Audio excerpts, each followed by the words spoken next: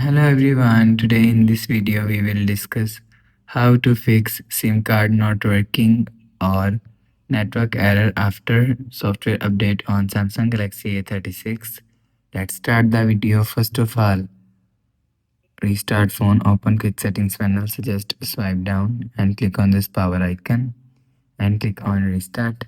Again click on restart, you will see your phone is restart.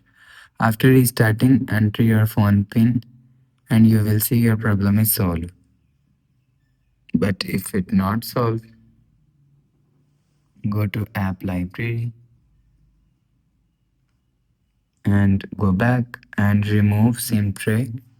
After you remove SIM tray and clean with the help of tissue paper. After cleaning again inside SIM tray, you will see your problem is solved.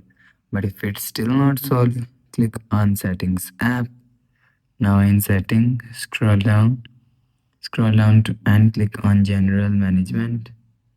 After click on general management, click on